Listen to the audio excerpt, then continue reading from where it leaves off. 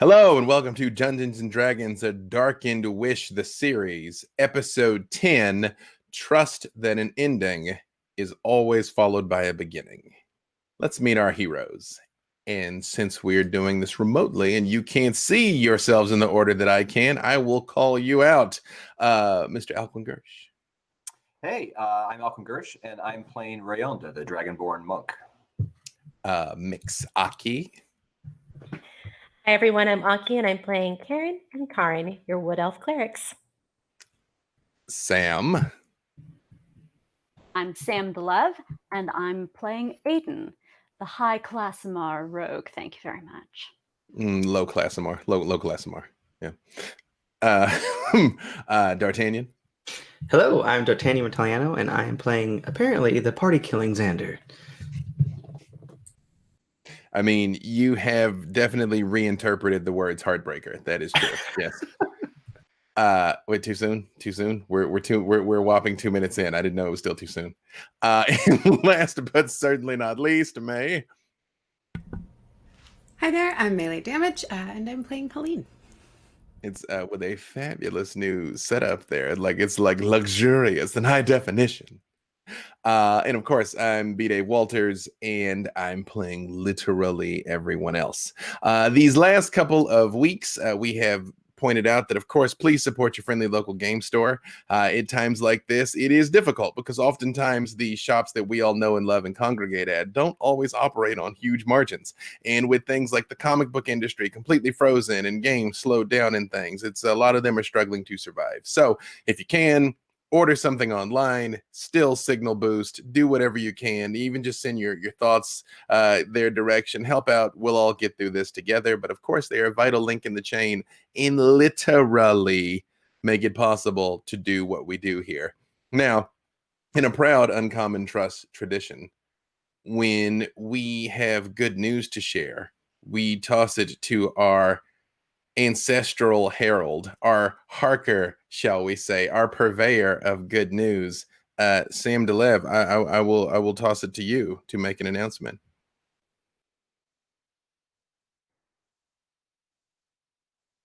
I just want to start by saying I have enjoyed this game so much. And so I think I need more. And having so decided, we went unto the wizards along the coast. And we said, we want more. And lo, the people want more. And they did roar in response that they did want more. Roar. And the wizards of the coast, they hearkened unto us, and they hearkened unto the roar of the crowd. And they said, yes, we shall give them more. Unto them they shall be granted a second season of A Darkened Wish. And the people did rejoice. Oh my god, I'm excited! Yes, thank you for that nigh biblical announcement that yes, we have in fact been renewed. A Darkened Wish will return. Spoiler alert, we shot this slightly ahead of when you saw it, so it might be a seamless experience for you. There might be a week or two in between, even I don't know. But A Darkened Wish will return, and it will return sharpish, and that is overtly thanks to you. So thank you very much for making it possible for us to do what we do, and thank you so very much. And I look forward to doing more terrible things to all of you, honestly. So hey, GG. Again, I'm going to go super quick with the thanks to our sponsors for this entire season, making it possible. Dogmite, thank you for my fantastic screen, which I cannot wait to get behind again. It is so gorgeous. Please visit dogmite.com to find one that is fitting for you. Level Up Dice, fine purveyors of Pinky Up gaming accessories. Thank you so much to them for everything. D&D Beyond, now more than ever, when we're all playing remotely, having access to the D&D Beyond digital tool set, literally wearing the jersey here, has been invaluable. So D&D Beyond's got nearly everything you need to play and is adding new features all the time. So visit dndbeyond.com to find out more.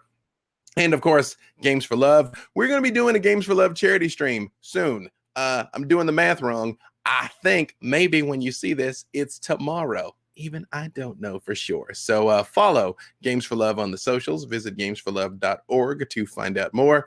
Easing the suffering of children, increasing their quality of care. With that being said, let us get on to episode 10, the finale of season 1.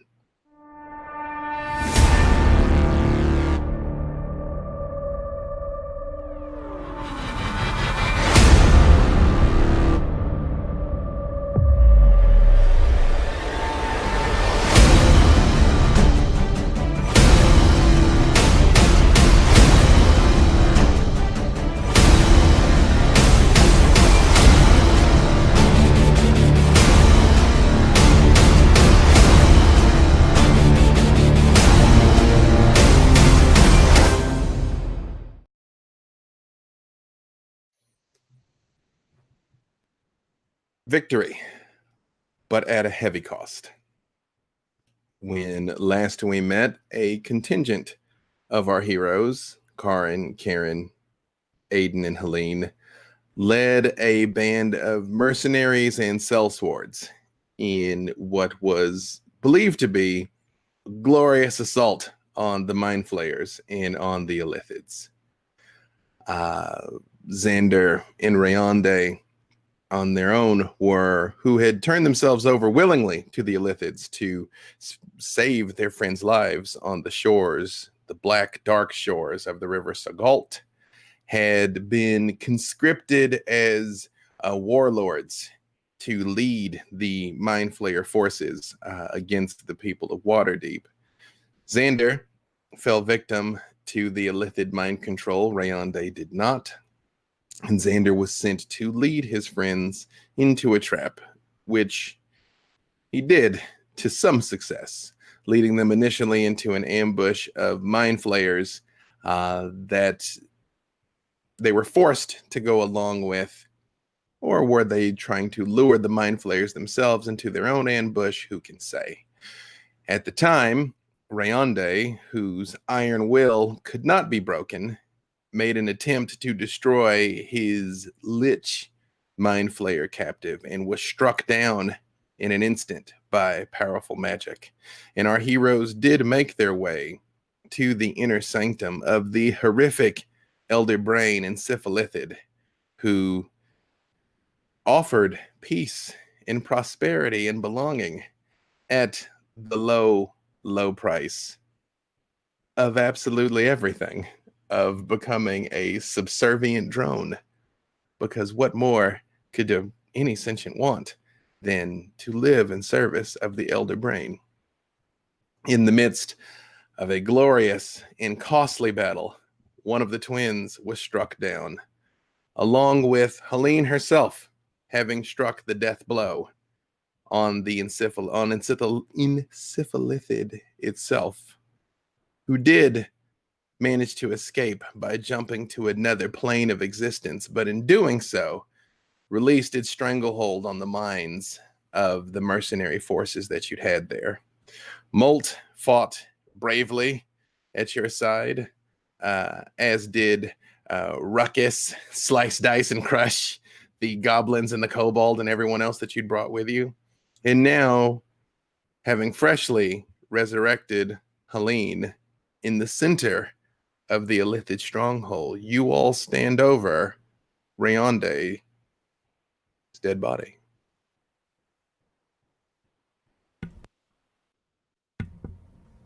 Can you bring him back too? Kerrin? I have to get my twin up first. Give me a second.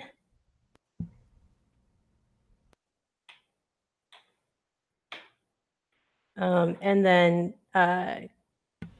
Karrin is going to go ahead and do a mass cure wounds really fast on on basically everybody in the group, so that their poor twin is a little less unconscious. Give me a second. Xander, you see Kerrin laying there, unconscious by your hand. The second time in as many days as your sword has felled one of your dearest friends. I'm just kind of sitting on one of the back walls and kind of like in a yeah, I'm just basically crouched up, and with my great sword, I'm just kind of like holding it here as I'm just kind of observing and just letting everything kind of sink in. Okay, and now that I've done that, Kerrin's gonna wake up. Yay. And then the two of them are going to cast Raise Dead on Rayonde. How many hit points did you restore? Because people were damaged in the battle, and your mass cure wounds. Oh, that was give me just a moment, sorry. That was just 12 for everyone. So Aiden, as you and Helene are standing there over this devastation in Rayonde's pale red scales, what is Aiden doing?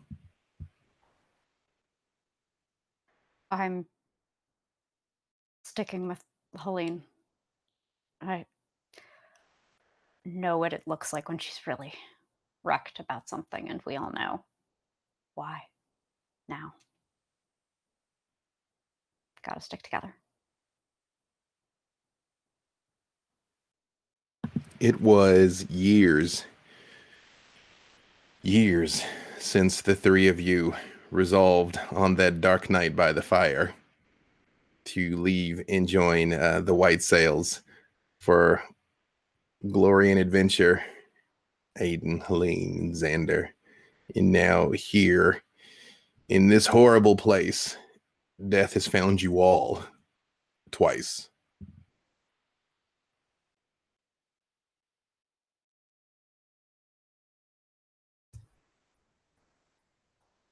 Aiden. Yeah? You know that wasn't me, right? Of course. I go over to him and I hit him on the shoulder for being a dummy. Of course I know that. You never would. That wasn't you. Are they gonna be okay? The twins can do anything. You know that. I couldn't stop myself. I know. They know. They both know. It's not your fault. It wasn't supposed to be like this. I didn't think. None of this was supposed to go like this, but since when did we ever do things according to plan? I mean, look, I'm just glad to have you back. For a while there, I wasn't sure I was going to get to it all. I was so scared that I was gonna have to. That we might have had. I just didn't want to lose you. Nah. I would have kicked your ass way before that. Yeah, you're right. Yeah, don't you forget that. Pat him on the cheek.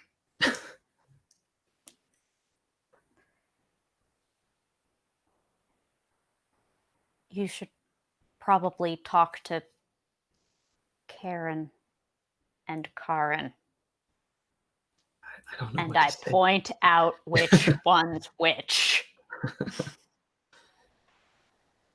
I don't know what to say though. I can't even look at them right now. They need to know that you're here still, that you're you.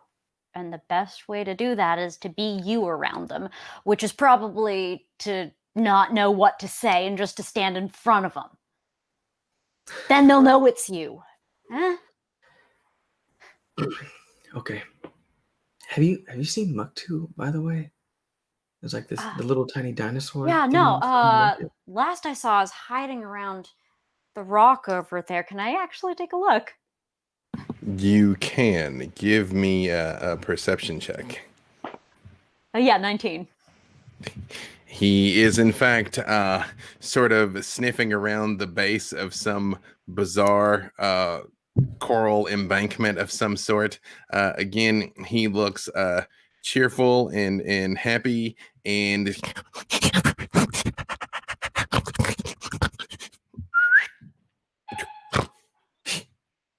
and comes bounding over and jumps into your arms, Xander. And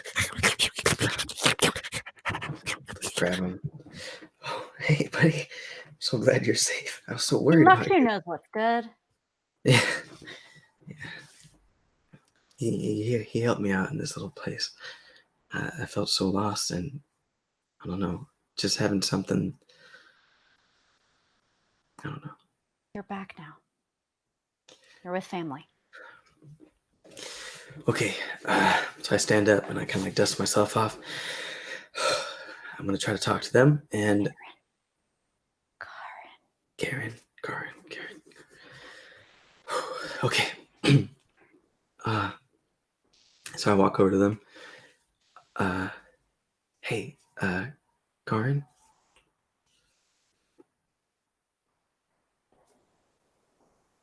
Yeah. Are you okay?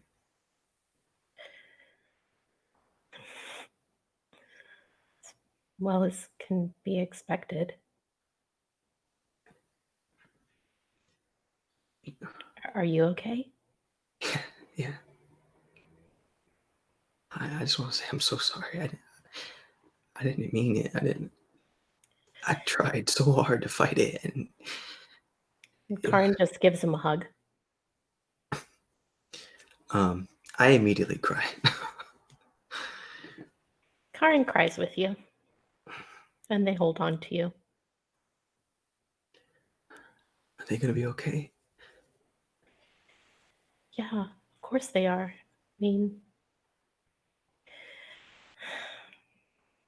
sometimes the fact that there's two of us is a good thing. Yeah. I mean, the fact that there's two of us is always a good thing. I don't know But- what I would have done if I lost you guys.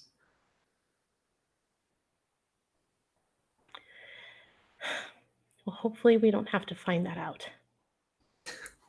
Yeah. Whew. Okay. I'm gonna go and secure the perimeter. Hey, Yes.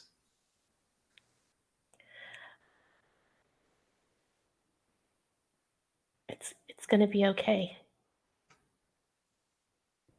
I know. Okay. And I go. I'm just gonna go look around and make sure no one's coming up on us.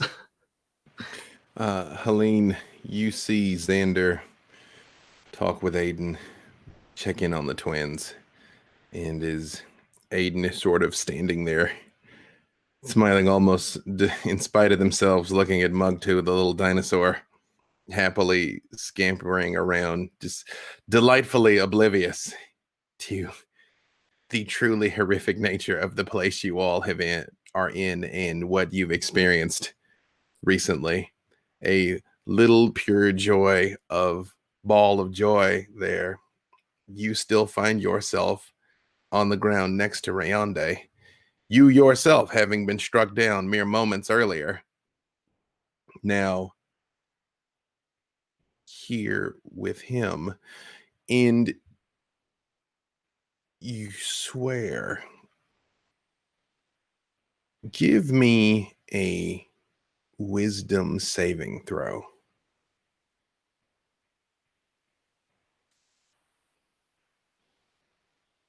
Let me see what my modifier. What's +4? That's a 10.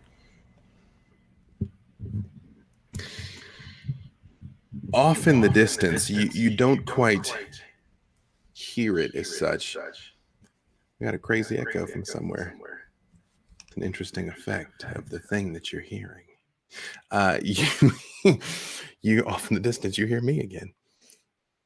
you can't quite place it, but it's like someone is talking to you from far off. It's different than what the Elithids were doing. It feels warm, like something's calling to you, but it's a long way off.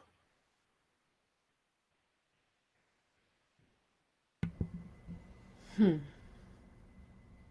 wonder what that is. And she just sits there and moves a little closer to Rayonde and just kind of continues to look at him and look back and forth between the rest of the group and still try and process everything that just happened. You see, as you're laying here next to him, he looks pale and he looks small, really, as he lays here. Like, literally, the life was just pulled out of him the exact same way it was pulled out of you.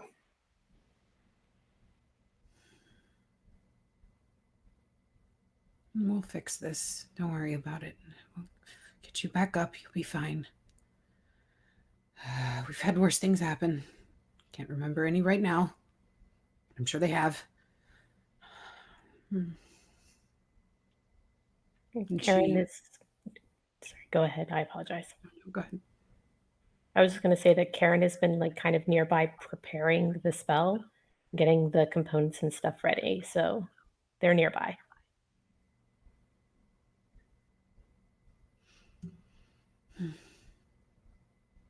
You think you're ready to take a shot at this? Yeah. And they look over at Karrin, and Karrin comes over as well.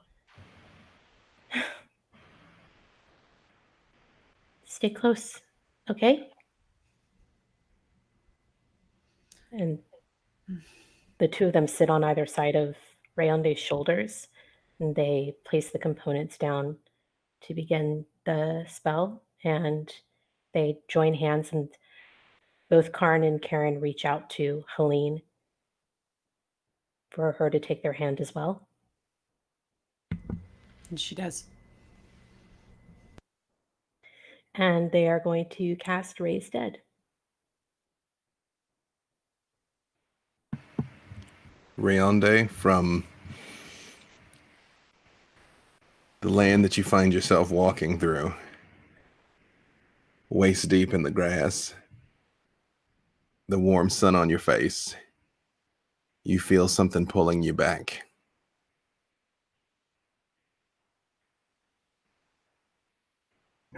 I turn and look over my shoulder. And you can see, as you look towards the sun of this place, almost up in the sky, Karrin and Kerrin chanting intently in Helene's tearful face, looking down at you. What's going on? What's wrong with them? Oh, thank God. Thank you, Kerrin, thank you. And she runs up and hugs Rayonde. And when she puts her arms around you, the air rushes back into your lungs, Rayonde. You're aware of your body again, like putting on a heavy suit of armor for the first time. I had a weird dream, Helene. It was strange. My body hurts. So here's the worst part. I don't think any of it was a dream. And you got taken by those awful things, you and Xander, and they did things to your mind and turned you guys against us, and then we tried to get you back, and I turned against you. Well, Xander did.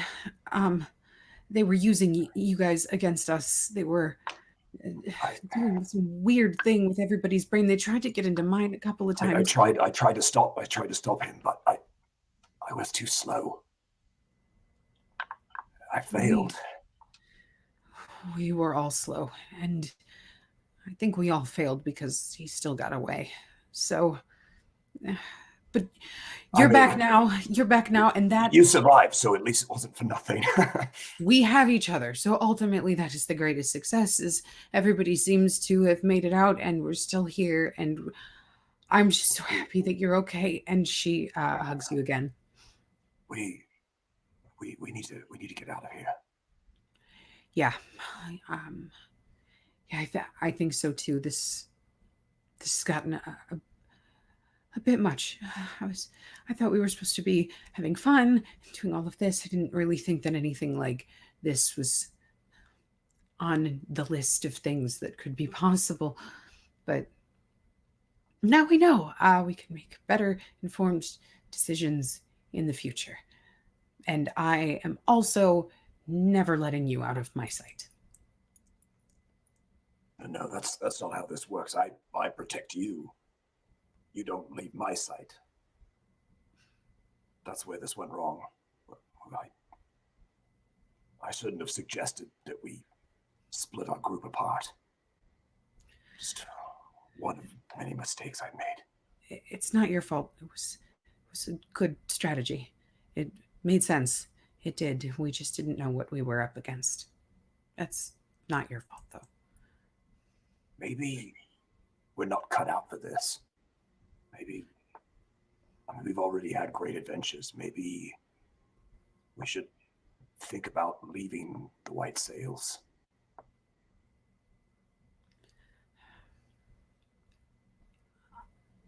I could never leave our other friends behind. Some of No, them I love it think so we much. should all leave, all of us.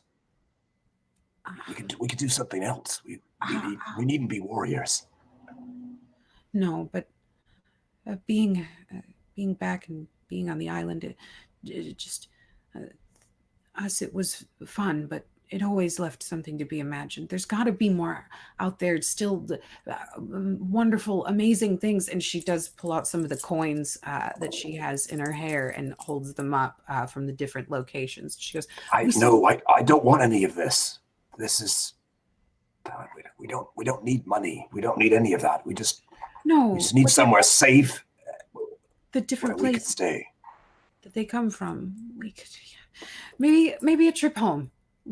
Maybe just a break for a minute. We've been talking about going back and seeing everyone back in our hometown. Maybe if you feel like you've got a home vibe around you and you can relax, maybe. I don't want to leave entirely. It's very dangerous, but I still want to see the world, Rayonde, and I want to see it with you. I mean, if you're set on it, of course I'll follow. But I can't trust the choices that I've made so far. They've been very bad. No, they're not bad choices. They're learning experiences. I've made a few questionable decisions myself, but we're learning. Xander, while you're looking around the edge of this place, and again, it is a gargantuan cavern, essentially hollowed out with these buildings that some of which reach up like tall mind-bending spires, some of them more like growths and extensions from the cave wall itself. You see a large shadow appears and Molt just lands in front of you like heavy, like she lands with a thud. Oh, I draw my great sword. And like when you draw, like she pulls up the crossbow and just kind of goes. We're supposed to bring you in.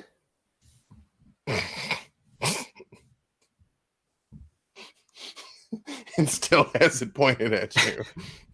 So I just kind of look. Yeah, okay. Say, Aiden, give me a perception check. I will say, Karrin and Kerrin, you are still very much there with Rayonde and Helene witnessing this exchange. But Aiden, let's see if you notice this. 25. You very much see Xander has drawn his sword. Malt's got her crossbow. She very much is like, let's Whoa, do whoa, it. whoa, whoa, whoa, whoa, whoa. Easy. Easy. Aiden, that's the Can we bounty. get the weapons down? Aiden, but that's the bounty. That's the whole reason why we're down here. How we got into this whole mess. When you Yeah. say the words, that's how we got down here. You hear like the bolt's already back, but she's like, I step in front of the bolt. I look back over my shoulder to Xander and I say, Molt, put more bolts into that brain squish than any of us did. We would not have made this fight without you. Okay, I'm trusting you. Put it back. I sheathe the great sword. you see, you know your way around a crossbow enough to know that she basically turns the safety back on. And she looks at you for a second, Aiden, and she's kind of goes and points at your daggers. He goes, Much obliged. and you We see, might meet another day, but as far as I'm concerned, today's not that day. Fair? when you say that, she just looks you up and down and she just like pats the crossbow and gives you what you assume is a smile on her beaked face. And like flies back up again. So we're working with Molt now, or We did. To get you. To get Rayonde. I don't understand this place anymore. I would have made a deal with anyone to get you back. I just hug you and just so tight. Xander, this is the first time you've gotten a look at your old friend. He looks different. I mean, all of you look beat to hell, of course. It's been a horrible couple of days, but he's physically more pale, and the circles under his eyes are physically darker, and the ridges on the sides of his face are more pronounced. Aiden, are you okay? This wasn't easy on any of us. Yeah, but you look different.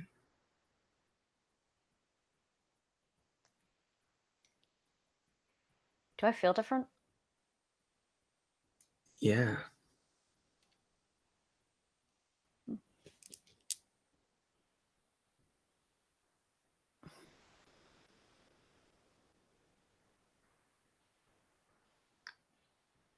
You know, no one ever said I was a good guy. You're a good guy, Aiden. Okay. No one except cute fools. Boop him on the nose. Speaking of cute fools, Karrin and Kerrin, as you were sitting there, you very Why you much. gotta read me like that, man? Yeah, I would say I should at you next time, but I at you this time. You very much hear the exchange when Rayonde and Helene just had, and you see Xander and Aiden sort of sharing an embrace. What are the twins doing?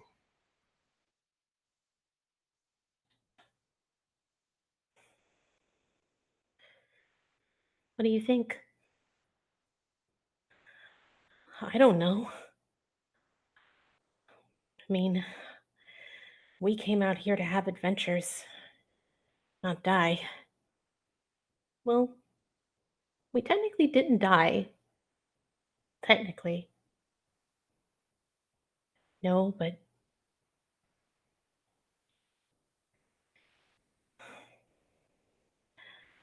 he seems really upset. Well, of course he's upset. Well, he cares about you.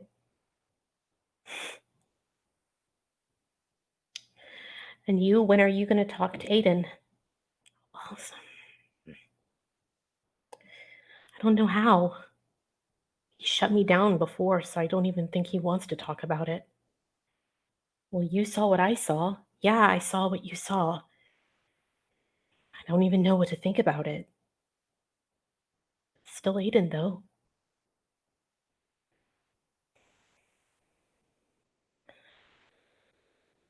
No matter what, we stick with him. Yeah. I mean, going back right now isn't an option, is it? I don't think Dad would be too happy to see us.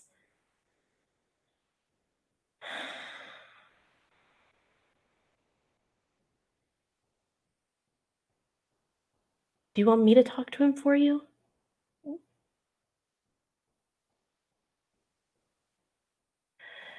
I guess.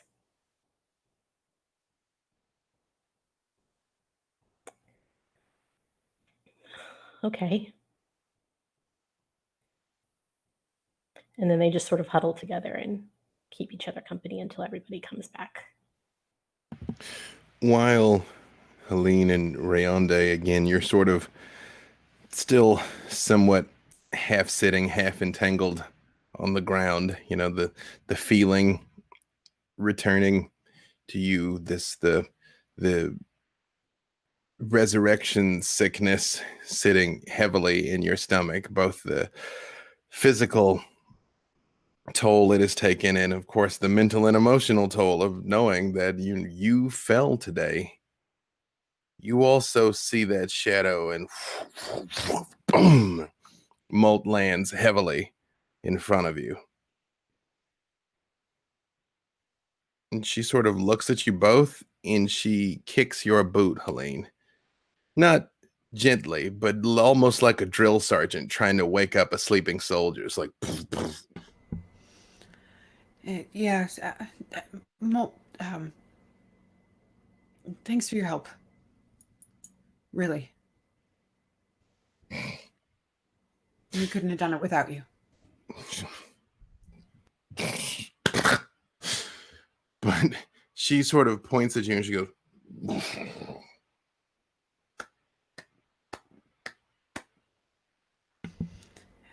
It's a little something. She leans down and she doesn't really ask your permission. She just sort of like grabs you sort of like under the arm, kind of around the armpit and like hoists you up. She's much stronger than you would think for a bird. Hoists you to your feet. And she physically takes your shoulders and like squares you up like. Yeah. You're right. You're right. And she points at one of the buildings nearby and she goes, You want me to shoot fire at that building?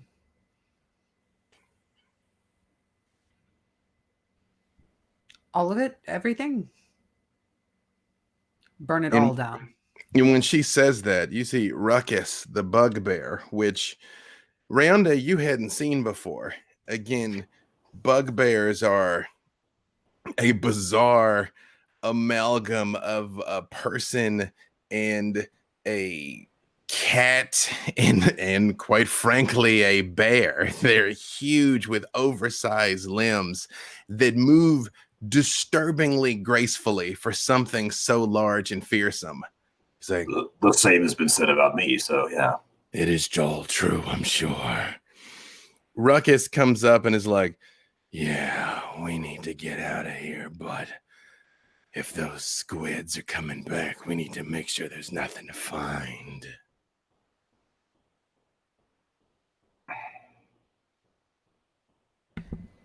That's valid logic, I guess. Yeah. Just say when and let me know what you need me to do.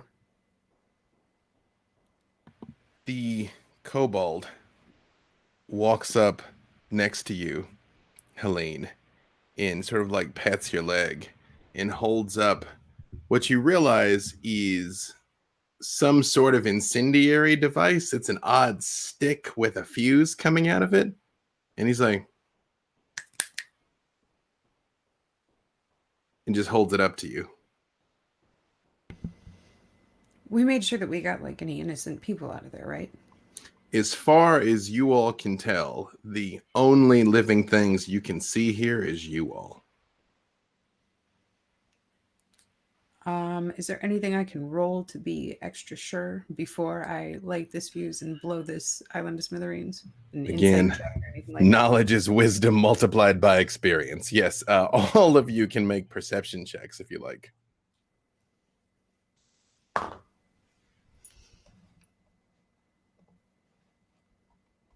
An 18 from the twins. 18, 19. 19, Oh, 19. twinsies. 27. 10. Rayonde, is hard to think too much about this place. Like, you, on the one hand, hope to never lay eyes on it again, yet on a certain level, you're sure you will see it many more times in your dreams. But as the rest of you look around, Aiden, you're sure it's empty. Whoever was here, they took with them. It's clear. Helene. There Okay. is no one. Burn it. Helene, you're more than capable of using your shocking grasp to just generate enough of a spark for him to light this before you do your own thing. And I do. He lights it and he looks at you for a second. Like, he's like, it's still very much burning in his hand while he's doing it. Like, and then Throw it. finally, he chucks it, and it goes tumbling end over end into one of the buildings, and it begins crumbling. And he points at you and goes, And she will. She'll just cast the biggest fireball she can off towards the rest of what's standing. you all just see fire and flames and death come erupting out of Helene's hands and slamming into the structures of this place that are made out of a worn and creepy coral. And they immediately start to shatter and smolder. And the cell swords that are with you and all begin cheering. And you see they run ahead and with their own weapons and hammers just begin smashing and breaking everything that is not tied down. Even as you survey this place, there is no material wealth as such. There is no gold. There are no jewels. These creatures are so alien, they don't seem to value anything other than domination. But in a matter of minutes, you've decimated this place. Well, there we go. Should give you two some peace of mind that this place no longer exists. And she looks to Xander and Rayonde and says that.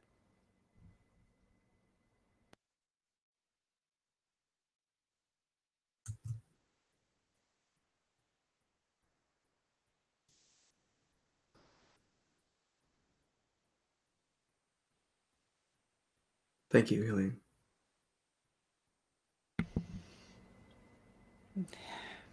You're welcome. Xander, if there's ever anything you need to talk about, I'm here for you too. Yeah. I'll watch your back if you watch mine. Yeah. Remember, Rayonde seems to think it was his fault too, and just I want you to know that it wasn't either of your faults. You couldn't help what happened, and I know that that wasn't you.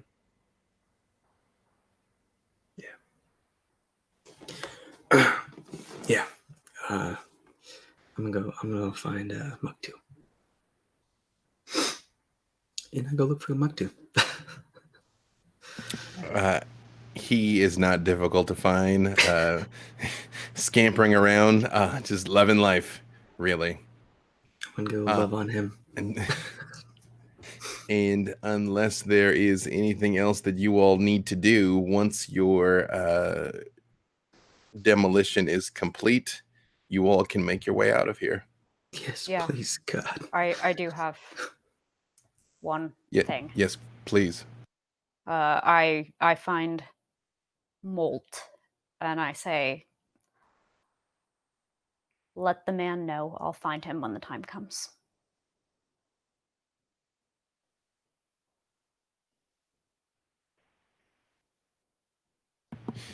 She sort of rummages around in her pouches and she pulls out a small coin that looks like it's made out of tin or lead or something, and it's got a P on one side and an M on the other.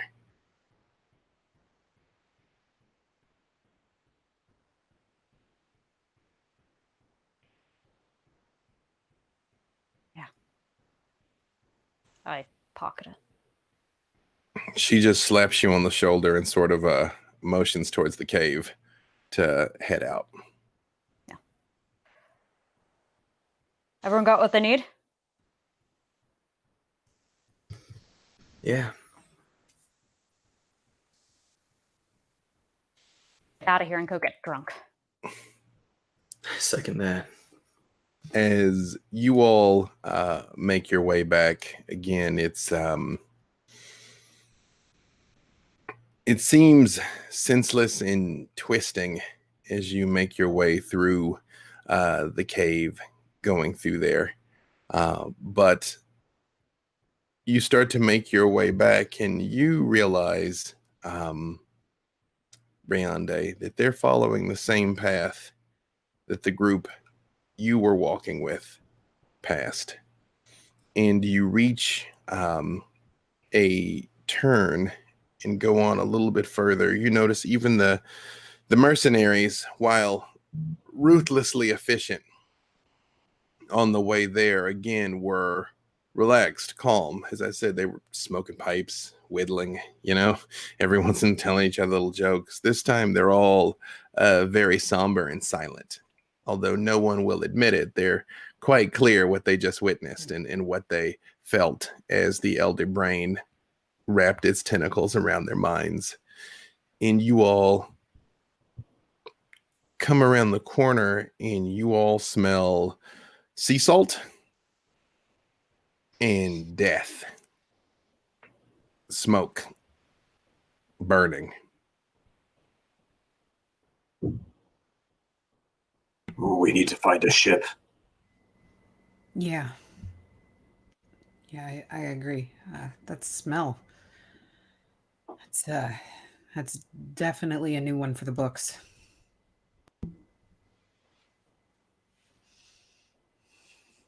Let's go look over by those docks. What's left of them?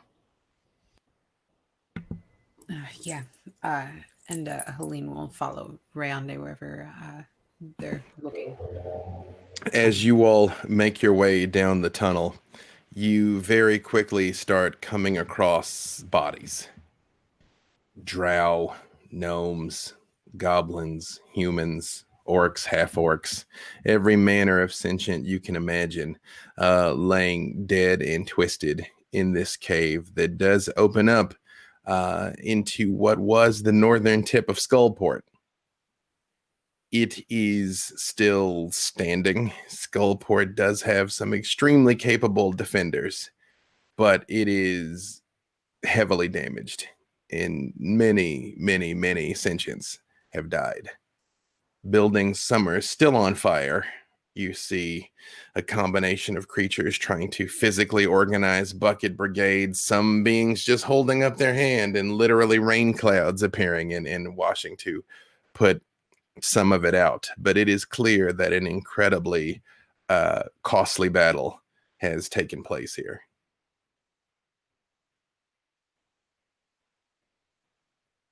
We should get topside.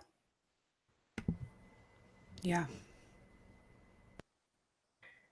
Nikto knows that these people were on their way up, so hopefully she was able to prepare Waterdeep well enough for them to defend themselves before we get back. Hopefully, whatever made that brain squish let go of the folks we had with us, let go of everyone. Rayonde, while you all are sort of making your way through the mud of Skullport, which now the sandy brine is equally mixed with the blood of the gods only know how many lives. Molt elbows you pretty roughly. What do you want? She turns and she looks over in a direction. Is like, I look as well. you can see in what... Actually, give me a perception check. Let's see what you can see, Rayonde. She is gifted with eyes like a hawk. Let's see if Rayonde is. I roll a 12. 12 total, Mhm. including your perception modifier. There is a pile of rubble over underneath where one of the tiered balconies of the city is collapsed. Again, you might recall Skullport is a multi-tiered hodgepodge where each layer is worse made than the one above it. As the city has long since run out of room to go out, it can only go up. But one of those tiers has collapsed, essentially. And in the midst of the rubble, you absolutely clearly make out a gray hand. Do I recognize this hand? You absolutely recognize that hand. And when Molt sees that you see it, she very clearly like steps and interposes herself in between the others, like turns around like she doesn't see anything.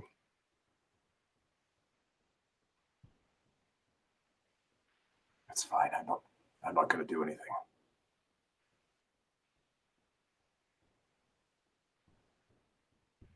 He can stay here. I just want to go home. As you all make your way through the cave, make your way, well, it is a cavern, but through Skullport, you all see Rock, the Dwegar, come walking around the corner, and his pale flesh is matted in blood, and you can see he's splattered with several colors and still holding his maul in his hands, and goes, oh, you made it back. Must have been quite a scrap you all ran into, or was it? Did we do all the hard work out here? Should have seen the other brain. Speaking of the other brain, he sort of tilts his head back the way he came from. I don't know how much longer she's got, so if you want to pay your respects.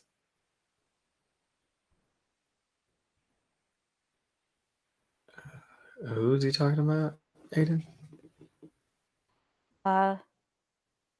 Person who helped us a lot. An exile from the Illithid. What? She helped us find you.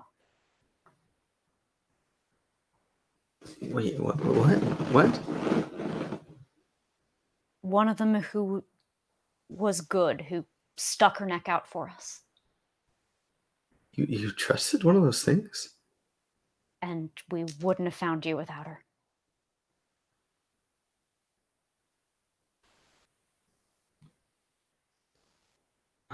Okay. Okay. I guess thank you. It's right for us to go see her. Maybe you two can help? The twins have already run ahead. The moment they found out that she was hurt, they were already gone. I'm gonna stay out of here. I'd rather not see. I'm gonna stay out here. The sunken siren, Karrin and Kerrin, when you approach, has had one of the walls knocked out and the door knocked off of its hinges. And even as you approach, you can see a few tables have been pulled together. It's almost like a makeshift gurney. And you do see the exile's slight frame laying on the table. Her hat is on a nearby chair, and her hand is still gripping a rapier. And you do see pale bluish stains all over her outfit, which you can only imagine must be her blood.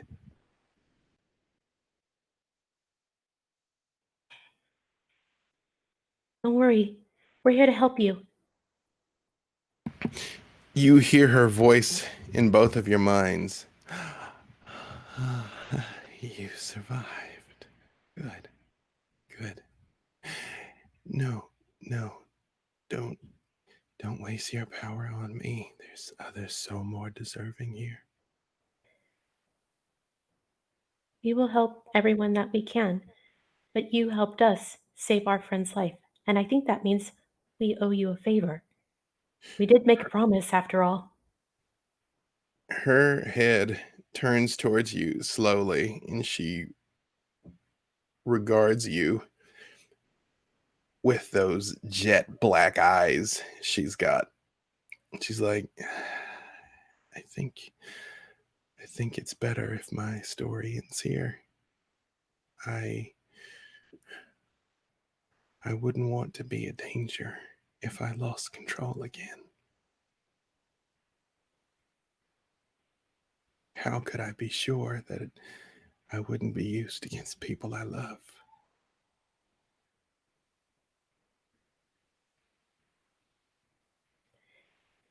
You know how we asked you if you had another name aside from exile? Yes.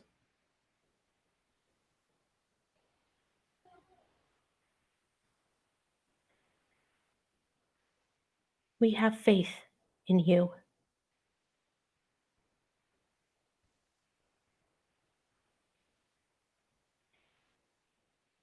Please let us help you.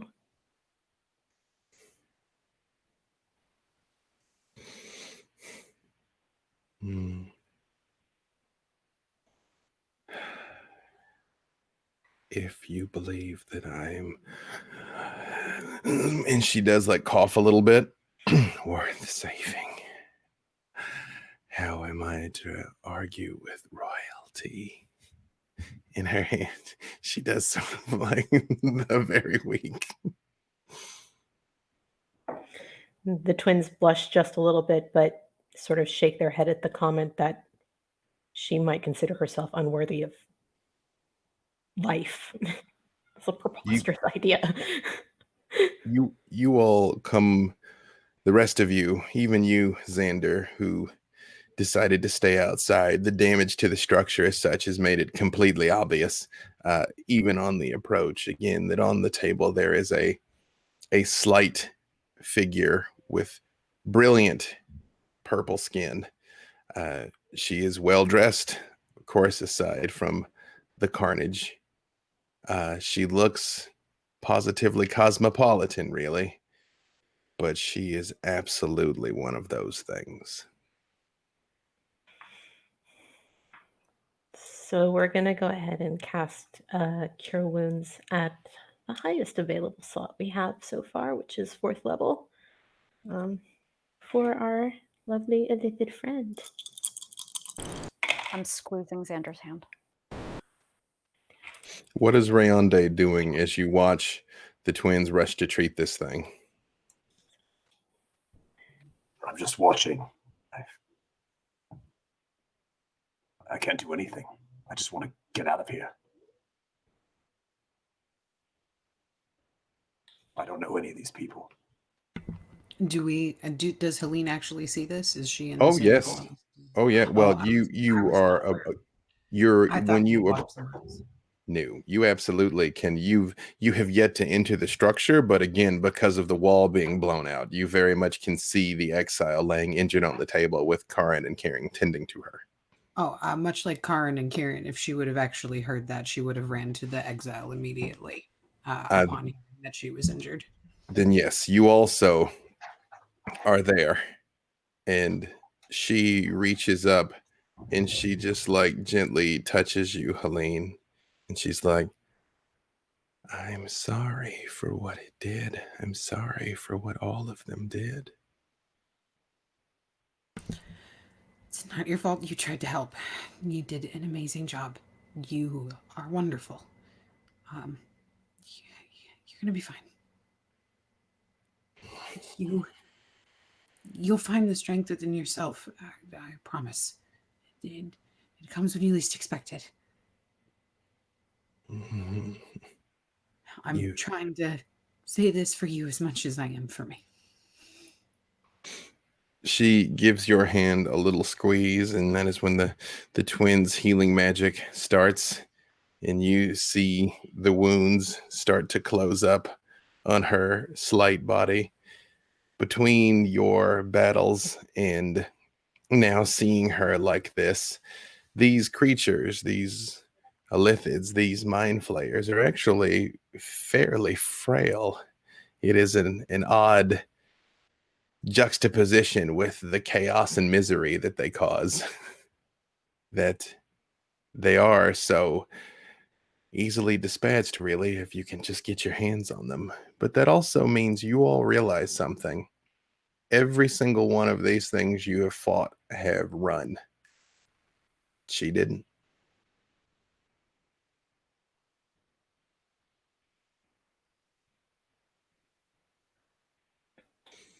As Kerrin and Karrin complete their spell, and it's not much, it's really just enough to get her started and then get her to other healers who can do more work for her.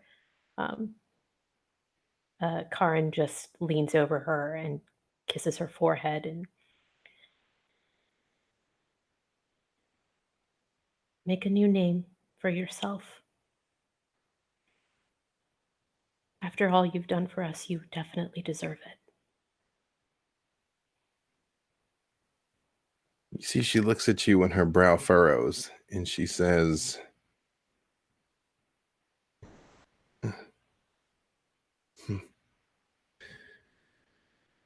name. I guess that's a worthy treasure. And she turns her head and looks outside, and she says, you recovered your friends. Good. Good. And she squeezes your hand, Helene, and she says,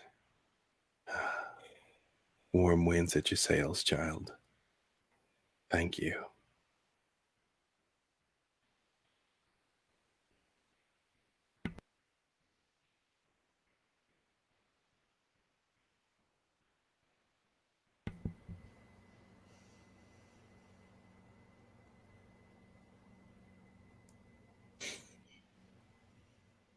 Aiden, you hear her voice in your mind. I know what you did. It was what you had to do.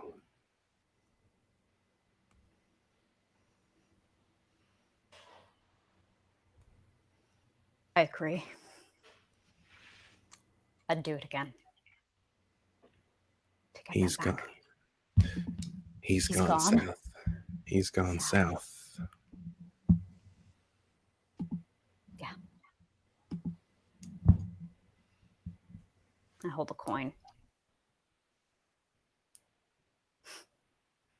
You see an image in your mind, Aiden, of a walled town, somewhere along the lines of a large town in a small city, in a place that you don't recognize. It looks like it is autumn there, even though it is very much just the beginning of spring here. And you see a bay that opens up right to the bottom of the walls, and it's got segments walling it off basically into sections with a central keep over it. You know how you'd get there. And she says, when the time comes, sail south.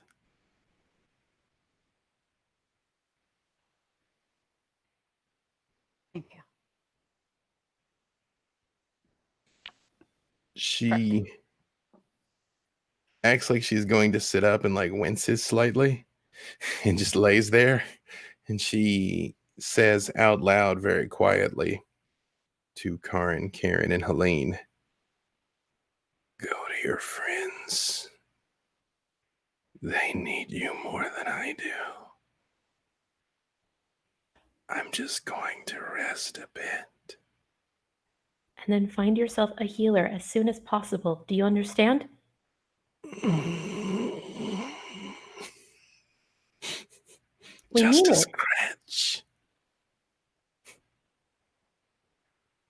One of them sort of just tugs at one of the little tentacles and just... She says in your mind, Helene, and you all three of you hear it at once, if you want to help me, hand me what's left in that pitcher. And she points to one of those pitchers with that thick white liquid in it. Helene smiles and nods and looks down and walks over and grabs it and kind of dusts some of the ash and soot from the fires off the top of it and uncorks it and hands it to her. Yeah, this stuff was terrible at the best of times. It's decidedly worse now.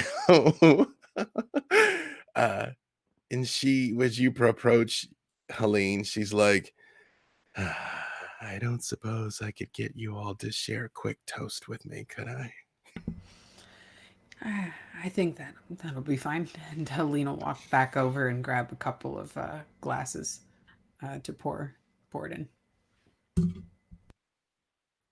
And when you give her, and again, it's thick, white, yogurtish, nearly pudding in consistency. And she just says, she holds it up and she says, to new days, to new names, to new friends, and the old ones.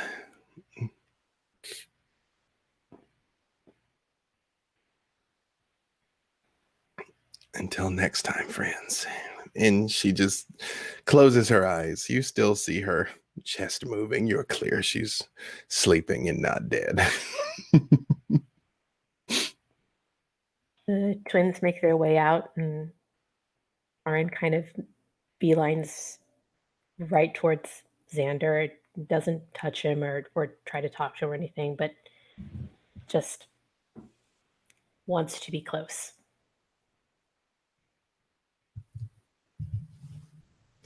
I'm speechless. I stand there and awkwardly hold Aiden's hand tighter and just I don't know what to do.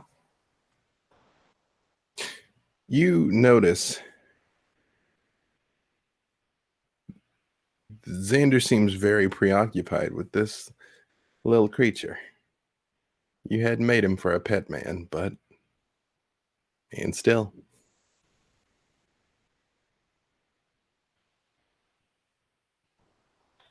Xander very much loves Muck too.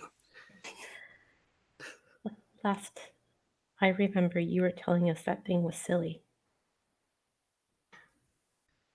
Yeah, well, it's amazing what a bright light can do in such a dark place.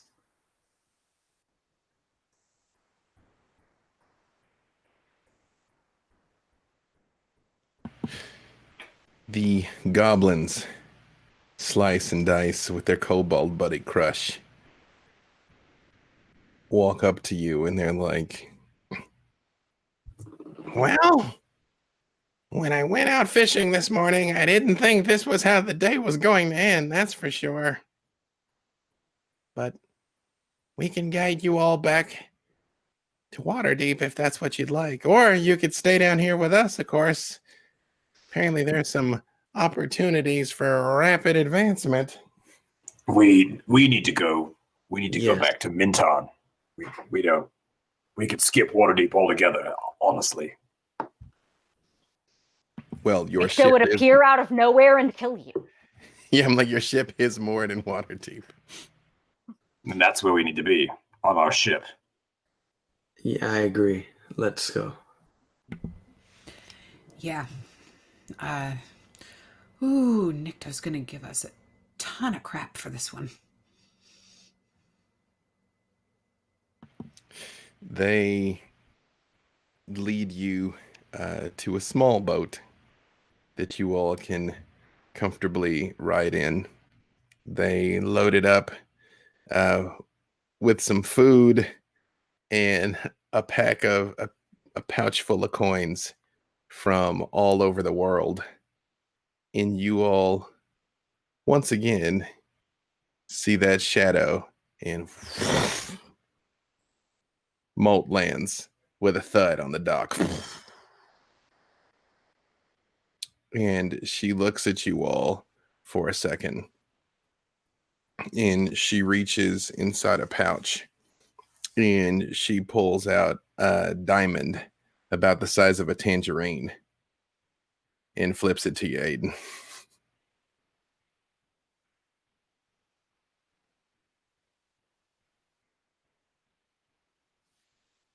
And she looks at all of you, and you think she's going to make that same scoffing noise she always does. But instead, she just sort of goes and puts a foot on the end of your boat and shoves it out away from the docks. Happiest when she's pushing us away. And the goblins wave frantically. The kobold stands there stoically trying to choke back some tears as you all gently float out of Skullport. It isn't long until you arrive at Waterdeep. Again, Skullport is located nearby, just deep under the mountain that Waterdeep is built on top of as a hangout for smugglers and scoundrels. It is just far enough away to not get raided, but just close enough to be able to easily operate out of both. And for the first time since all of this happened, you six find yourselves alone.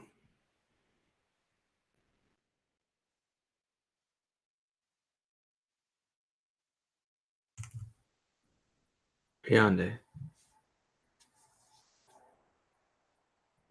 Yes. what did you see when you were When I was dead, yeah.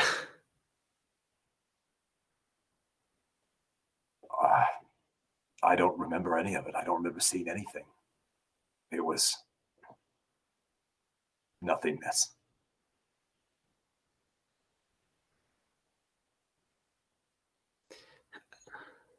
How did you stop them from getting into your mind? It's discipline, a technique. I could teach you. Can you? Yeah. I mean, you saw it didn't really do that much good for me, so. I mean, we were both captured and you were brave to the end. I wish I could have been like you. It doesn't matter. Bravery, all that stuff. None of it matters. It's just stories to get people to sign up. I would have rather died than do what I did. I understand that. And I think if those had been my only options, I would have chosen to die.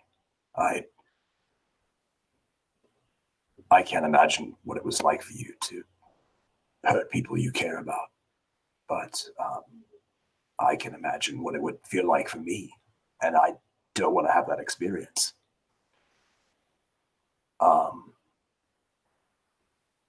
I've already asked Helene about it, but I think you should consider it too. Maybe we've had a good run, but this is it. I think it might be time for us to hang up our swords. I think you're right. I don't want to hurt anyone anymore. I mean, think of all the other things that we could be good at. I've been so stuck on this dream, I don't even know what other things we could do. Well, I mean, you like vegetables and stuff. Why don't you could get a farm. What? That sounds nice. Who is that? And I point to Muktu. This is Muktu. You remember, he was there with us. Oh, yeah. Muktu is his name, huh? Yeah. I mean, he's cute. He's really the only thing that made me even a tiny bit happy in that dark place. Well, that's because he looks like me. It's true. I've always wanted a smaller you. So yeah.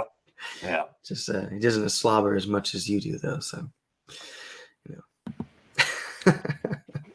Karrin, you overhear Xander talking about potentially retiring.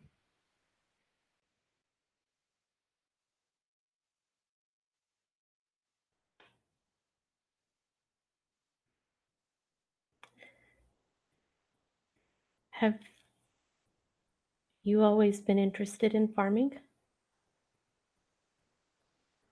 I mean, a little bit. It wasn't anything crazy. Something I was kind of good at, and so I enjoyed it. It's peaceful.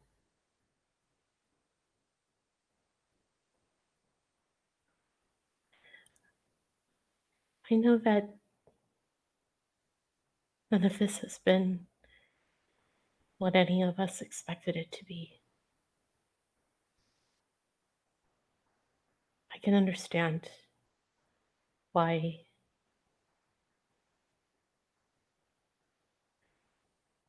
someone would choose to leave this life and do something else. But my sibling and I,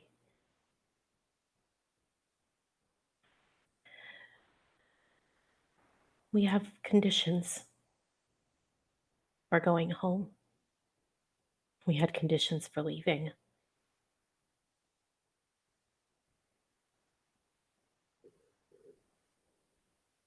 It would be lonely without you. I'm not leaving either of your sides. I don't want anything ever to happen to either of you, to any of us, ever again. And if I can do anything to stop that, including giving myself, then I will. I will never let anything hurt any of you ever again. I want you to know that. You have no idea how sorry I am. I didn't mean for any of that to happen. You have to understand that I Karrin just reaches out and takes Xander's hand and squeezes it as tight as they can.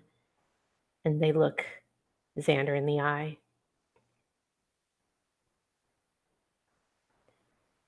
You do not have to apologize. What happened was not your fault. It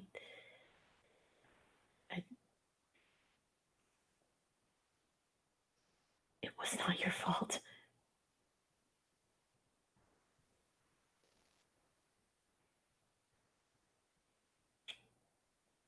We protect each other.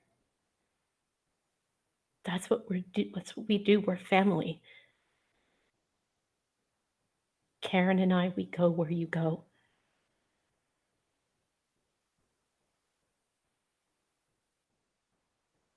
I just embrace both of them.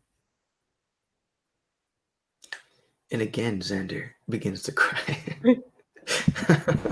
What is Helene doing during this exchange? She was about to tell the twins thank you for saving her life, but she will not intrude upon this moment and interrupt it. She'll kind of just sit in the back and smile and nod, trying to hold back tears. Aiden, you very much see her back there watching all of this. Yeah. So I'm a little bit up in the boat and I'm just gonna backbend and flip it so that I'm next to her. It's not a flex if it's just the most efficient way to move.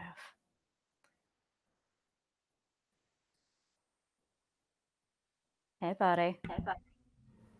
Hey, how you doing?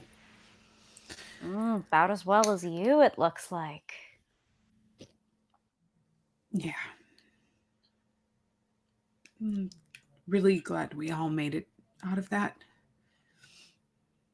We did. That's the takeaway here. We always said anything you can walk away from. Well, we walked. We almost didn't. But almost only counts in horseshoes, and you know what? That's really pretty much it. We walked away. We are Nevertheless, all right. I want you to know, had that been the final hit for me, it would have been worth it. I love you all so much. And it's worth it. It's worth it to protect you. You know, I feel the same way in my own way. Yeah. This isn't the end of things. I hope not. Hey, it isn't unless you make it. We don't have to sit back here and passively accept fate. If we'd done that, we wouldn't have gotten those two back. I know, but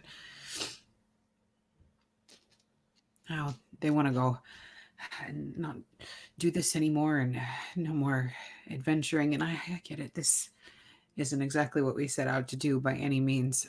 Yeah, it's a real bad day. And it's going to feel bad. It's not going to feel bad forever. I still want to see those things, Aiden. I still want to go to the land of dinosaurs and things like that. I know you. You couldn't be a farmer if you tried. The weeds would get in your hair. It's not nearly as a good look as the coins. And crops and fire tend to not really get along very well with each other. That's also slightly problematic. See? But yeah. We are what we are. Yeah. Be who you are. You too. And I have your back, no matter what. Please remember that. That's just because it's such a good view. Hard to argue with that. But I put an arm around her and I pull her close. And for a moment I know gear, but then it's just I just pulled her. There's no skull in there. There's just nothing. I'm gonna find it one of these days. If you just get down there far enough. It's like wrist deep, and there's just still nothing. It just keeps going. While you guys actually share a well-deserved laugh and just kind of like take a slight deep breath. It's just the weight of all of this. It's just like, holy crap. Kerrin, you hear Nikto's voice in your mind.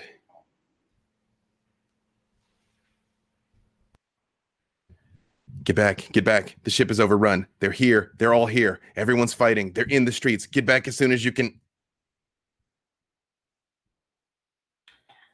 Any way we can speed this up? Nicker just called.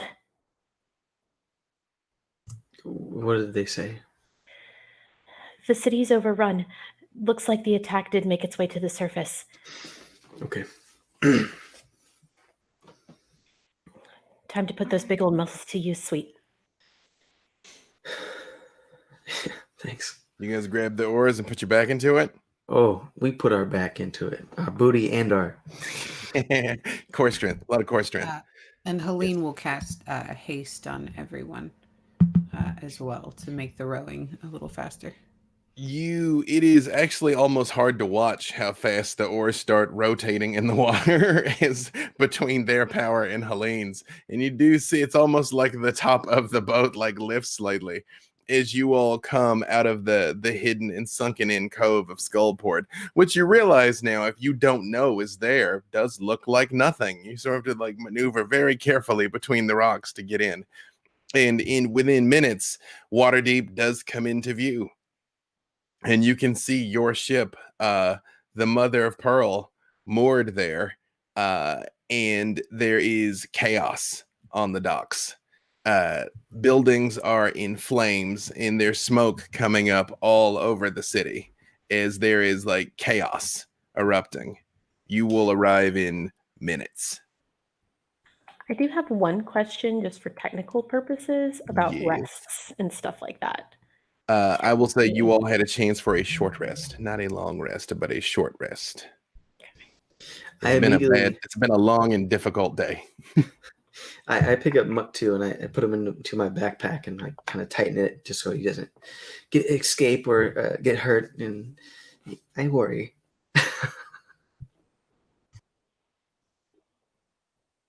All of you give me awareness checks.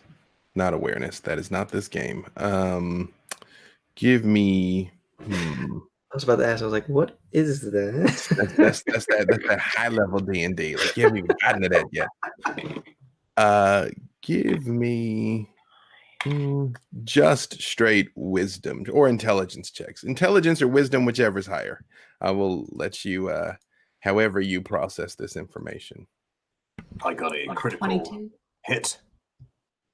You got a 20, Alcuin? I rolled a 20. It's 27 with my modifier. Perfect.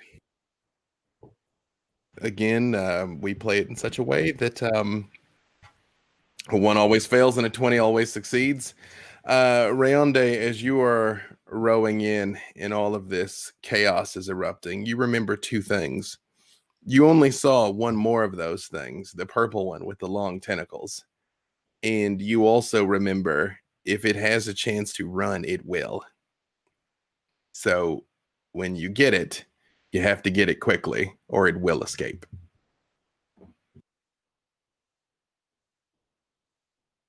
I mean, I tell everybody that.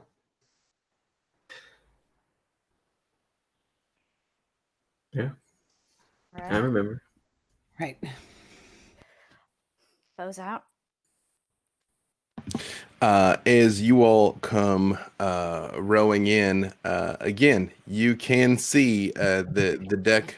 You all come into the port side of the city. I mean, Waterdeep's got gigantic ports. Specifically, you come into the area where the Mother of Pearl is moored.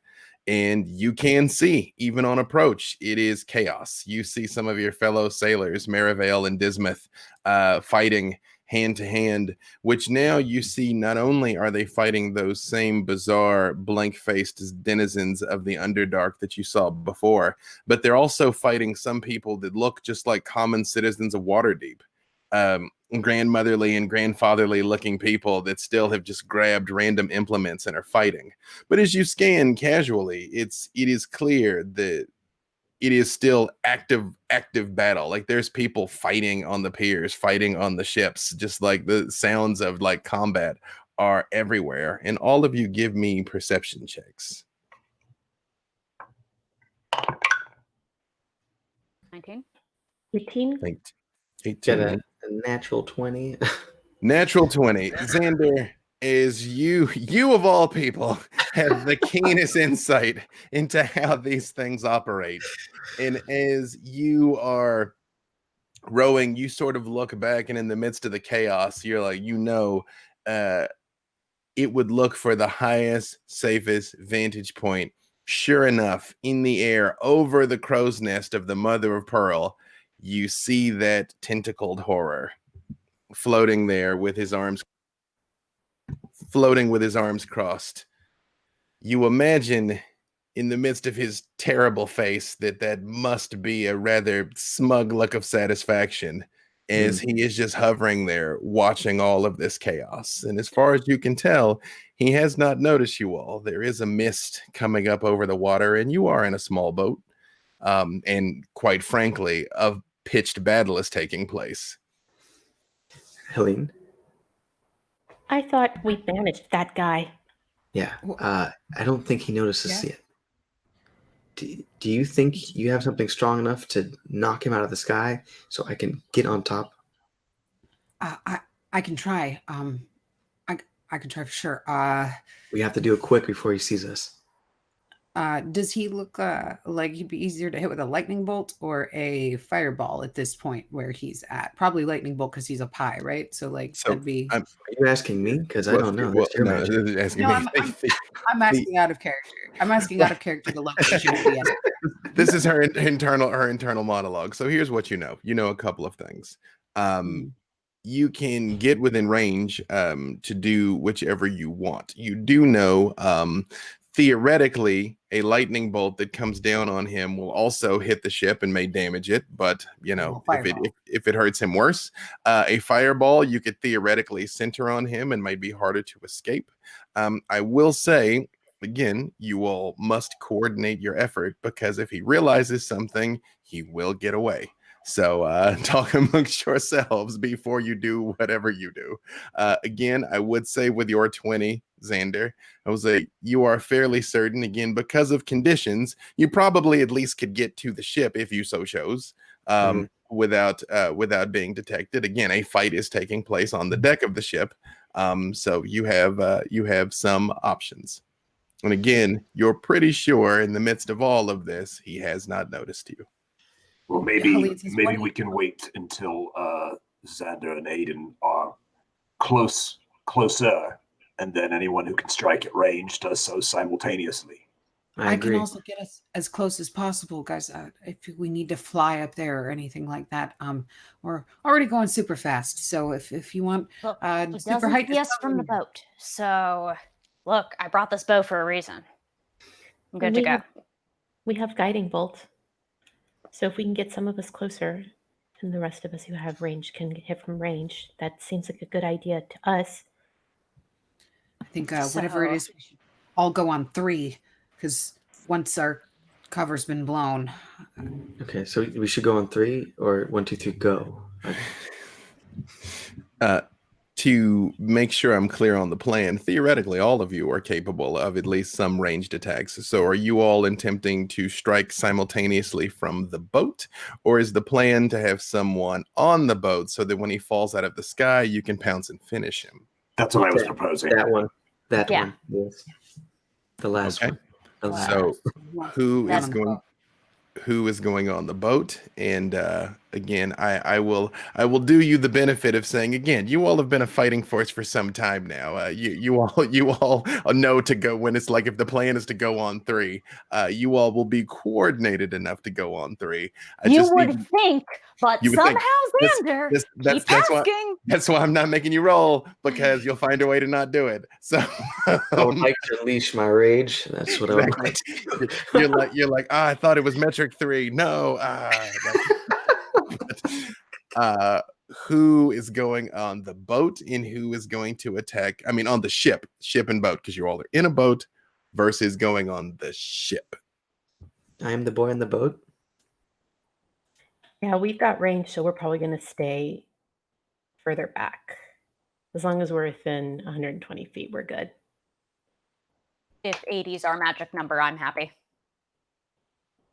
How far above the crow's nest of this other ship is this Ulurithid He is floating. It's difficult to gauge from where you are, but probably 20, 30 feet. Like not like massively high in the air. So out of easy arm's reach, but within reach of probably almost any spell from the crow's nest, rather. So 20, 30 feet. All right. Helene, can you use your magic to let me fly? Of course I can. And she will walk over and she'll put her hand on Rayonde and she will cast fly. But she'll say before she does, does anybody else need an extra height boost? Get in closer and I'll concentrate a little more and get you too. Xander? Yeah, definitely. If you can do that, that'd be awesome. Yeah, give the shorty some lift. Yeah, there we go. And she does pull you both in close and put her hands on your shoulders. And the target gains a flying speed of 60 feet for the duration. When the spell ends, the target falls as if it is still aloft, unless it can stop the fall. I will say that you get the boat that you were on, as close as you like to the mother of pearl before the fly, because the haste will drop when that happens. You feel the supernatural speed leave your muscles, but you do feel this lightness. So let me be clear on what the plan is. Who is flying? Who is shooting? Who is going on board the mother of pearl? Xander, you and I can go low and close, just above the water, until we get to the ship. Then once we do, fly straight up the mast. When we're a good second or so out from contact, I'll unsheathe my sword and use it to reflect some of the light as a signal to our ranged allies. And then at that moment, we all strike, all at the same time. I agree. Sounds good. I'll make my way onto the deck so that if he does fall, there'll be someone there to meet him. But I can shoot that first shot. So I maintain the coordination. And Kerrin and Karrin actually come over to both Xander and Rayonde, and they cast guidance on each of them, which will give them a plus D4 to one of their checks. And since Rayonde specifically is still going to be suffering from that raised dead penalty, he's going to need it. So, which the raised dead penalty is what, -4? Mm-hmm. Mm-hmm. So Helene, it is -4 to what? It's not for Helene. Revivify has no penalties. It's just raised dead. Got it. Okay, perfect. And you all do notice that even though Rayonde has been up and about and moving, the full color hasn't quite come back to him yet. Like his eyes definitely still look very sunken in. Like he looks exhausted. I'm not going to tell him he's pink. Are you going to tell him he's pink? I'm not going to tell him he's pink. So I wasn't going to call it pink. I was calling it pale red. But yeah, well, you know. Rayonde. What's wrong with pink? I love pink. It's true. Real men wear pink. Yep. Rayonde, if that thing takes a hold of my mind again, I need you. Just I understand. Don't say anymore. Let's just do this. Let's just get this over with. All right, let's go. Or, alternatively, resistance. So what does resistance give him? He'll have an advantage on a saving throw of his choice. You do feel the binds of your mind strengthened. Look at this. Even though the plan is to attack in coordination, I still would like you all to give me initiative, since heaven forbid this not go exactly like you planned. 10 for me. It's a big old 10 for Xander. 13. Sorry. 12 for Aiden. 13 for Rayonde. 7 for the twins, because we're 24. 7. All right. Helene 24, 7 twins, Aiden 12, Xander 10, Rayonde 7. Is that correct? Rayonde 13. Rayonde 13. Yep. You guys a little nervous? It's cool. It just means you know that it's serious. Okay. So, flying in along the mast, I will let you all, Rayonde and Xander, I will let you roll stealth with advantage because it is not innately looking for you, and a lot of things are happening. So do I have a -4 penalty on my ability checks too? Yep. Yeah. Okay. It's Okay. it's -4 to pretty much everything, isn't it? Yeah. So I rolled with advantage, and I got something very peculiar. Mhm. I got a natural 1 the first time, and then I got a natural 20 the second time. So Take the second one. It's Yeah, right. no, you take the better one. Rough in the No, first half, I'm not gonna lie. no, right. Xander, you're flying straight for the mast, face first, and then you're like, oh, pull up. Eh. yeah, it's I got good. a It's I got a good. 21 on my better check. Excellent. You, Xander, as you're flying towards the mast, and you're about to smash right into it, you feel a hook on the back of your neck and something yank you upwards. And you see Annabeth up there, like, no, pull up. It's up that way. Like, you see, she's covered in like schmutz and things, and like has a crossbow laying on the ground next to her, and it's like, go get him, champ. Wait, shh, go get him, champ. Thank you. And you two are flying up towards him, and I will say you do succeed in getting close enough for your plan to go off without a hitch. So the plan is to act simultaneously, which I will say does happen simultaneously, but I'm still going to ask you the order in which you do things according to initiative. Although, again, you are a coordinated fighting force. So, Helene. You said that the fireball probably had the better chance of focusing on that big bad guy floating up there and not taking out the ship. So she will cast a fireball and try and aim it directly square for that thing, keeping it on the higher end of things to avoid any bits of the ship or sail or anything that might be below it. At least trying her best. Again, knowledge is or wisdom is knowledge multiplied by experience. What is your save that it theoretically can dodge? It should say it She's going next to to. cast Oh, go She's ahead. going to cast it at a 6th level. Okay. So it will be a save is Dex 16. Okay.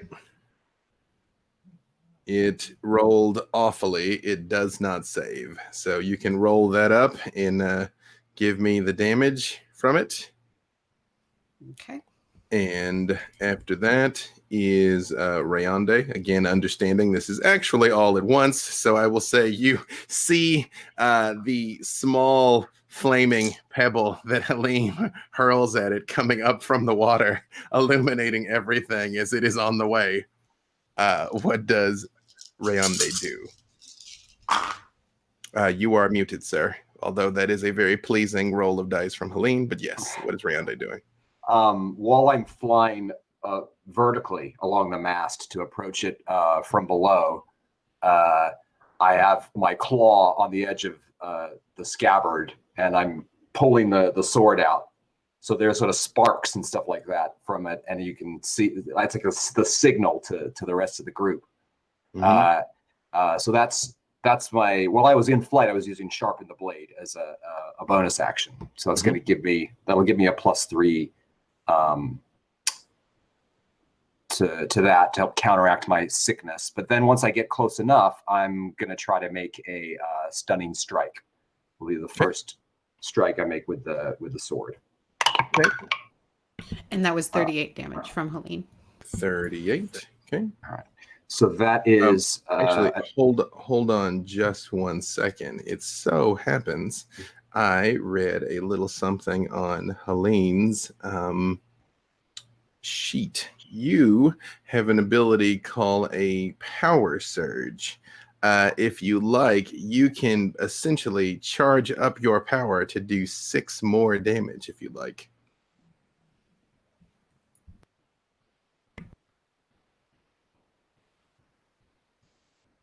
That's you are muted, Helene. I cannot hear you. May I ask where that is on my sheet, where that is located at, so I can take a better look at that? So on that, under actions, it is the very last thing listed. It was hidden on there. I myself had not seen it until today. It so happens I was loading up your sheet, and I was like, that's a thing. Dope. So yes. Oh, yeah, sure. Yeah, you can't do it often, but it's I feel like this is the type of time you want to. So what is yes. that? Was it 36 before? I'm sorry, I apologize. I'm asking, I'm not telling. Then it was 38. 38? Yeah, it was. So it's 45. Yeah. Okay. Because I really am counting whether or not you all take it down before it can react. So hold on one second here.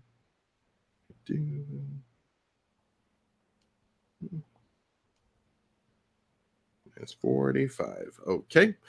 So what was your roll to attack there, Rayonde? It was a 19. That is enough to hit him. All right, so he needs to make a Constitution saving throw. DC. Where are we here? DC 15. He does not make it. Okay, so he is stunned until the end. Until the end of my turn, basically. If it fails a Constitution saving throw, so yeah.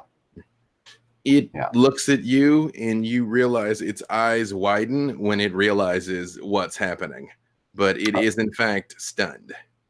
Okay, well, I mean, I can hit him again too, which is yes, absolutely. So here's the next attack. So I have advantage if he's. No, it definitely got him. Let's see. I have advantage on the second one now that he's stunned, right? Yes, I believe so. I'm reading stunning strike myself, but I believe so. Okay, so that's a dirty 20 on the second one. That is enough to hit him. All right. And then he took 11 points of damage from the first one that stunned him. From and this next game? Yeah, and then this is another 12 points of damage. Okay. And now I still have a bonus action. Because my sharpen the blade was in preparation, like while I was in flight. Yep. So I'm going to use that for flurry of blows, which will give me another 2 unarmed attacks. And those are just like after I've stunned him and then slashed him a second time, I do like a backflip while I'm flying and hit him with both of my clawed feet. So it's 2 kicks basically. Okay. 2 kicks. 2 bicycle kicks. Go Liu Kang on him. Yeah, one is a 27. And the other one is whatchamacallit, an 11. So 27 and 11 for the 2 of those.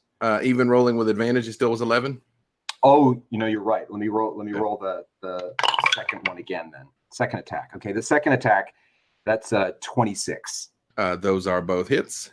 So those both hit, and those are D8 at my level. Plus that's okay. So between the 2 of those, that's another 16 points of damage.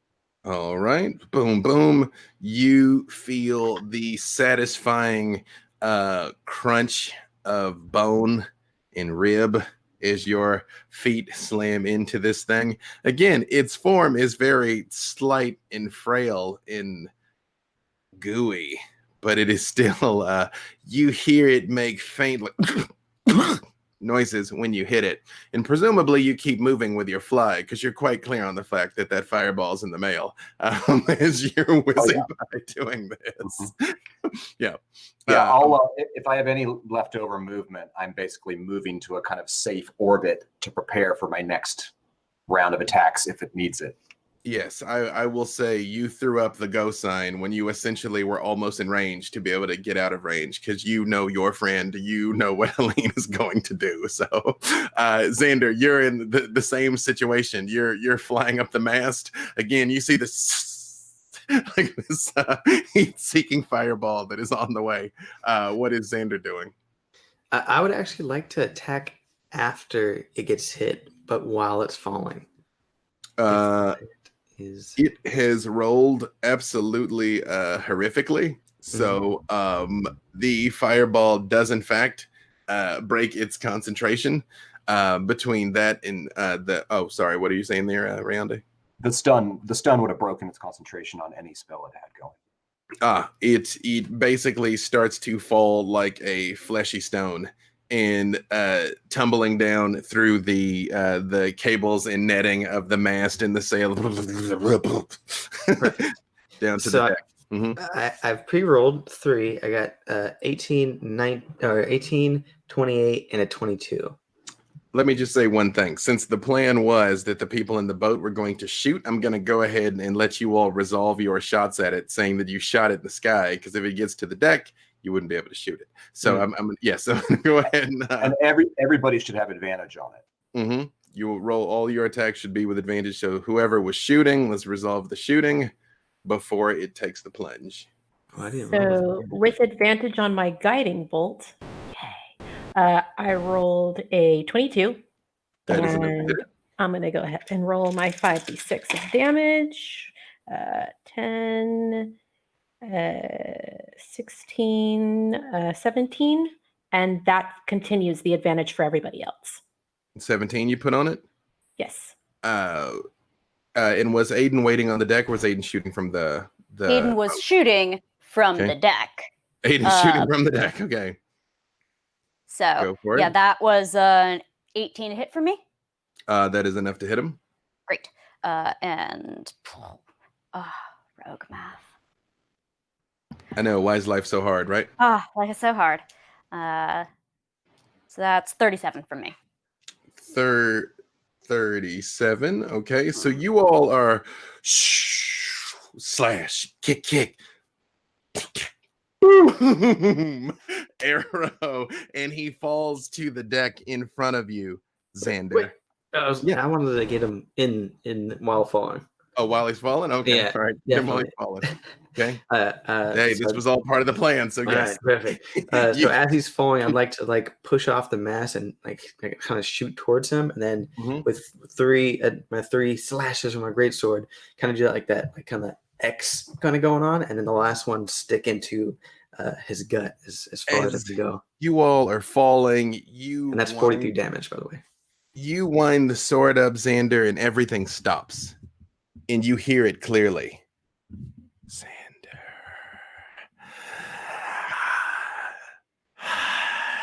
You know you cannot stop me. You know you are mine. Help me now, and I will forgive this insolence.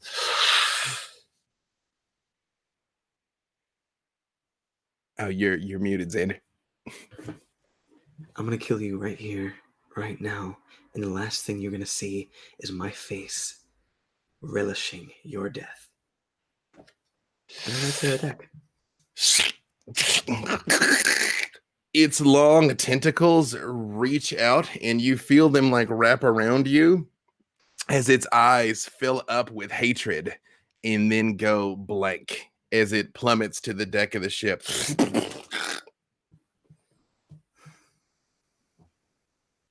Dramatic. Very. And you land with a satisfying thud with the sword. Goes down through its chest and down into the deck. And you realize as soon as it dies, the things that are fighting do exactly what they did on the shore of the Sargalt. You see people just sort of snap out of it. Some of them immediately look like, oh, wait, what's it? Some of those strange creatures you saw from underneath do just, in the middle of their fight, they just sort of stop fighting and stand there and immediately begin to get swords buried in their necks and being broken down all over the place as you hear a triumphant cry go up from the streets of Waterdeep as the Illithid menace is turned back. In Xander, you see this thing staring at you as it drifts off into nothingness with hate in its alien eyes. I feel at least a little bit of peace knowing that this was the one that did the Oh, yeah. thing, right? Yeah. That's the one. I feel a little bit of peace now knowing that I killed the monster that was controlling my brain or my mind. And as it lay dead, you hear a scream goes up from all the other white sails. And a moment later, you all hear boom, boom. And out of the captain's quarters, one of those large, hulkering, nightmarish umber hulks tumbles end over end down onto the deck, dead. And Nikto pops out like, her fur. Oh, it never saw her coming. Matted and bloody, and she looks at you all and she goes, oh, you got the message. Again with a different accent. Yeah, we got your message. Are you okay? Hi, it's a great day. It's a grand day. It's a grand day. Hi, thanks to you lot, we were able to rally the city guard, although we didn't expect the city guard to also be just as likely as to start fighting us as to fight again in our defense. Woo! Hi, white sails! Ah! And everybody's like, White sails! White sails, white sails, white sails. Xander, in your backpack, you hear Turn. Oh, hey, are you okay? he's like going crazy in there trying to get out. I open it up. And he jumps and he runs down the gangplank down to the pier. And you see standing there on the pier, Aurelia, the woman who had him when you saw him in the first place. Her gown is ripped and torn, and you see in one hand she's holding a scimitar, and the other hand a dagger turned downward. She clearly has been fighting in the streets. But when she sees him, it's like, oh, Muktu, oh my baby, and picks him up and like tummy zerbits and like, oh, and she like stands there hugging him at the base of the pier as you all stand there watching. I thought I'd lost you. He saved me. Oh, he did? Yeah. He saved me when I was down there captured by, and I point back at these things. She stands there and she sort of looks you up and down for a second, and just with the hand that is holding the upturned dagger, just like reaches out and just like hugs you. She's like, it's all right, boy. It's all right. It's all right. Do you think that maybe I could keep him? She just sort of looks down at him for a second, and she's like, how about I make a deal with you?